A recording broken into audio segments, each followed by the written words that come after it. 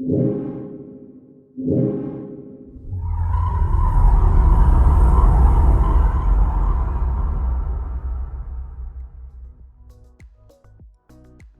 all, welcome back to the series on creating a dynamic facade panel.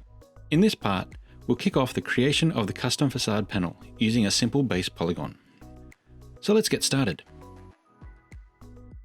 So here we are in sample file. So I'm just going to click on point to generate our base point, and I'll just place that point in space somewhere. So for this, I'm just going to set the point to be at x 4000, and I'll set the y to 0, and I'll set the z to 0. Then I'll just copy this point and let's paste it a number of times just to create our polygon. So in the point 2, we'll just change the y value to 2000. In point 3, we'll change the y to 2000, and we'll change the x to 2000. And in the last point, we'll just change the x to be 2000. So now I've got a series of points, and they actually run in an anti-clockwise direction from the, I suppose, the right-hand side. So you can see here as they scroll around. So now let's just drag in a polygon, and we'll call this base polygon. So this is our polygon we're going to base everything on. So then I just select all our points and link that up. And so now I can make these invisible because we don't want to target those anymore. And let's colorize this node to be sort of green, so we can target it later on. For the first part of this, let's drag in some expressions to actually set up our variable. So to start the process, I'm just going to drag in an expression, and I'm going to change the color of that to be blue. Then I'm going to rename this to be our variable. So the first one's going to be frame width, and I'll just type in 50. So let's copy and paste that, and let's call this frame depth. I'm going to change this to be 100. And let's copy that, and let's set up the glass thickness. I'll just set that to 20. So let's set up another variable called hood thickness. So the actual thickness of our metal hood, I'm going to set that to 20 millimeters. I might set up some offsets that we might use to offset our glass and hoods and things from our base polygon. So I'm going to set up a glass offset and set that to 100 to start with. And then I might set up another one called hood offset, and we'll just start at 200 for that. So another variable we might set up will be hood fillet radius. I'm going to have a fillet on the hoods itself to give it a bit of curve in the corners. So I might just start, and I'll set that to 300 to start with. So another one I'm going to set up is called hood corner cutout radius. So I'm going to set up a little sphere in the corner to actually boolean out a section of the hood in the corner. And I'm going to set that to 300 as well. And the last one I'm going to set up is the input hood height. So this is actually going to be our variable we just set up in the first part of the series. So I'm just going to colorize this slightly differently because it's not going to be a variable we're really using in this one. So we might just set that to green, and we're going to use that as an input later on. So then when we're generating our node type, that's going to be one of the inputs we actually set as a variable. So now we have our variable set up. Let's start creating some geometry. So let's drop in a polygon node. So for the facade panels for this, they're actually made up of 2 triangles. And this would work quite well if you had a building that was quite free-formed and you needed to divide it up into triangles. So I'm going to set up 2 sort of polygons, one called triangle 1 and triangle 2 polygon. And that's going to be based on this base polygon. So what I want to do is actually target the vertices within this base polygon. So let's start with base polygon dot vertices, and now we've got obviously 0 to 3 vertices to target. So let's start with 1, so it should be the top right sort of polygon point. And then if we put a comma in, and then we just say base polygon dot vertice 2 and comma, and then the same thing, base polygon dot vertices 3, and then close our curly brackets, we should get the polygon we want. And that's not exactly the polygon I was hoping to have. So let's have a look at our base polygons, and there's my problem. I've actually reversed the points around. The points actually should be point 1, 2, 3, and 4. That'd be the right order of those points. So I might just update this to actually be the right way I wanted it to be. And so once we get that set up, then now we've got our actual triangle in the right corner. So that's the corner I wanted. So now for the second triangle, I can just copy all of that text and paste it in the vertex points for polygon triangle 2. So let's just alter that. And so for this, we want it to go from in the same direction. We want it to start at 0. And go 0, 1, and then 3. So now we've got our 2 triangle points set up. So I'm going to use a similar method to what I used on the gherkin modeling. And I'm actually going to offset the triangles and then use that to create outside frame, and then do a boolean between the outside and inside sort of solids to create our facade frame. Let's call this triangle 1 frame offset poly. Let's copy that and we'll paste it down the bottom. So we have a method of offset. And we'll just change this to triangle 2, and I'll just delete the 1 at the end. So within these, now we just have to link up our items. So first of all, I'm going to drop in a point because we need a point for this, for the offset point. So let's call this triangle 1 center point. Copy that and I'll paste that down for triangle 2. And let's set that to centroid of set. And same with this one, it should be centroid of set. And then we can just link that to triangle 1 and then type in dot vertices to get the centroid of that set. And I'll do the same for this one. I'll just link that to triangle 2 polygon. And let's call it dot vertices in here. And we should have 2 center points for each of our triangles. So now we've got those set up. Now we can link up our frame offset. So we link to the original polygon, the offset point, and the method is going to be distance. And we just need to open up the drop down and pin out the offset distance. And I'll do the same on this one. And we'll link up those inputs. Now for the offset distance, we've already set up a variable for that.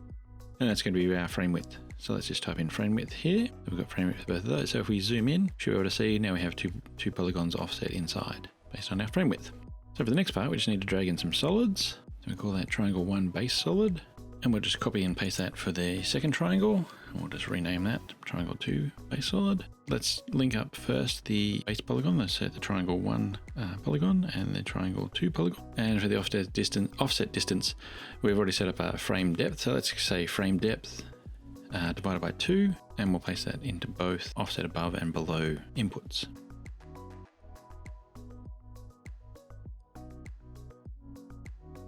So with our base solids set up, let's drag in some new solids and we'll create the inner sort of frame, and then we'll do a boolean. So for this, we'll call it triangle 1 inner solid. And for this, I'm going to use the frame depth as the thickness above, and I'll do the same for the bottom. So it'll be sort of twice the thickness of the other solid anyway. We'll link that up to the triangle 1 frame offset. So as the final part, we drag in another solid. And so for this, we'll call it triangle 1 frame. And for this, we're going to change it, its method to boolean. And for that, we just link up solid 0 to triangle base solid, and then solid 1 to triangle inner solid, and then we set it to a difference. So we just change this to shaded view. You can actually see there's our frame. That's great.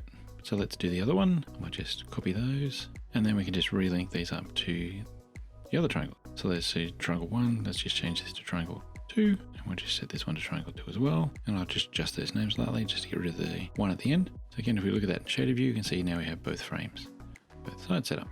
So that's our facade frame set up. Now let's look at our glass. So what I might do for this is just change the color of those nodes to be orange, because that's actually going to be the ones that we're actually targeting in our exports. That's the ones we're going to be using in our model. And I'll just make it easier to identify later on when we're cleaning up before we export. So there's a few different ways of offsetting the glass. So the method I'm going to use for this is using a base point as an offset to start with. So to get the angle of each of the polygons, I'm going to place a coordinate system for each of the triangles. So let's put in a new coordinate system, and we'll actually say from node. And I can actually target the triangle 1 polygon, and it actually puts a coordinate system on one of the corners of that polygon for us, and I'll rename that triangle 1 CS. So let's just place another coordinate system. Oh, I just clicked on coordinate system. If you don't drag coordinate system in, it sort of just places one in the graph view, so you just got to find it and drag it over. I'll just drag that over into place. Similarly, we'll just change the method of this to be from node, and we'll link that to triangle 2 polygon. So let's rename those to triangle 2 CS, and similarly triangle 1 CS. Now at the moment it doesn't really look like it's doing much because the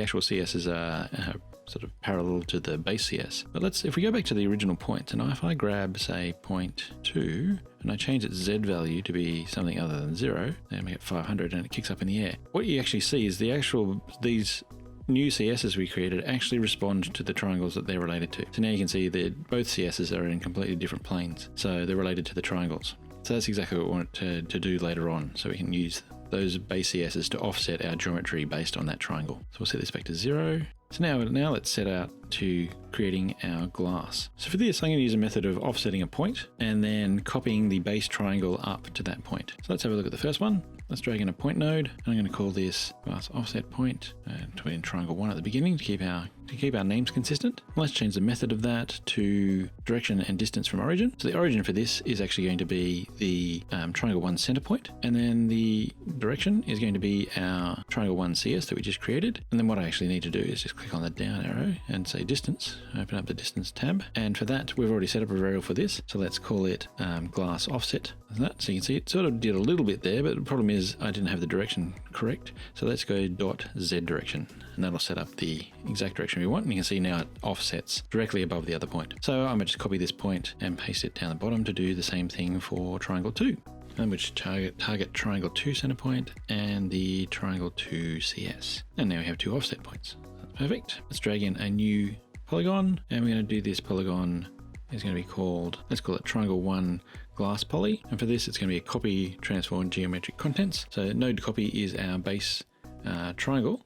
So our triangle 1 poly, and we're going to copy from, which is the original sort of center point, up to the point we just created, to the offset point. And there we go. So we can see now we've got a new triangle that's offset. And so we'll just copy and paste that for triangle 2. And we'll just rename it and do the same thing, just relink up the base triangle 2 polygon, and the triangle 2 center point, and the triangle 2 glass offset point. There we go. So now we've got our 2 glass sort of base triangles. So similar to the other one, now what we need to do is just drag in a solid node, and I'll rename this to be triangle 1 glass. Just copy that and paste it down here for the second one. We'll just rename that to be triangle 2 glass. Then we can link that to their respective polygons. Similarly, we've already set up a variable for these. So the glass offset above and below, let's set it to the glass thickness that we set up.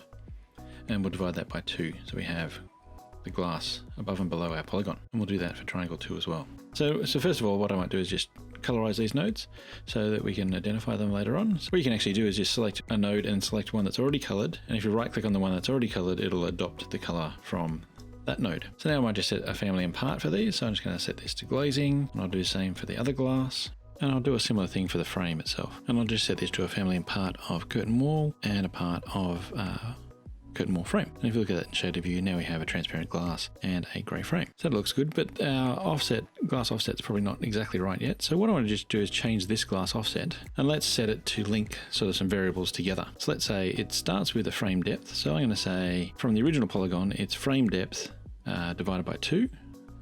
And then we want to add the glass thickness divided by 2 to get to the center point of our glass. And if we zoom in, you're going to see now it sits exactly on top of that. Now we could just add a little bit more to this, so you could actually go in and just add a gap to actually put some other filler in there if you wanted to put mastic and things in, if you wanted to go to that sort of level of detail. So you could add 5 to that and add that, or you could set up another variable. But for this exercise, I'm just going to leave this at so it's flush. So that gets us to the end of part 2, and we've created some facade frames and some facade glass. In the next part, we're going to continue creating the facade hood and the facade hood sort of structure, and then finally save out our G&T.